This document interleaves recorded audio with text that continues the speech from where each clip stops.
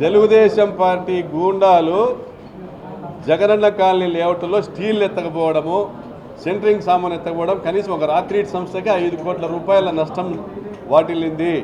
ఈ దొంగతనాల ద్వారా, జగనన్న కాలనీలో జరిగిన దొంగతనాల ద్వారా రాక్రీట్ సంస్థకి 5 కోట్ల రూపాయల నష్టం వాటిల్లింది అని గవర్నమెంట్కు కంప్లైంట్ ఇవ్వడం జరిగింది. అనేక దఫాలుగా జిల్లా పోలీసు కార్యాలయంలో అనంతపురంలో కానీ వివిధ పోలీస్ స్టేషన్లో కానీ ఈ ప్రాంతంలో కంప్లైంట్ ఇవ్వడం జరిగింది. వివిధ నగరాల్లో కంప్లైంట్ ఇవ్వడం జరిగింది.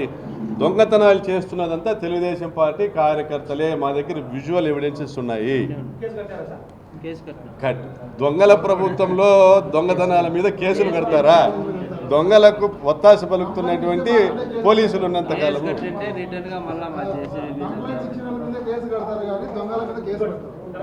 మేము ఈ కురువ లింగమయ్యని చంపిన వాళ్ళ మీద కేసు కట్టా? ఏం క్వశ్చన్లు అడుగుతావా?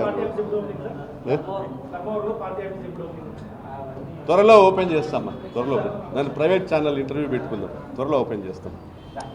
మా 9వ తారీఖు రైతుల ఆందోళన ధర్మవరం ఆర్టీఓ కార్యాలయం వద్ద జరుగును. రాప్తాడు నియోజకవర్గానికి సంబంధించిన రైతులందరూ కూడా ధర్మవరం ఆర్టీఓ కార్యాలయానికి చేరుకోవాల్సిందిగా విజ్ఞప్తి.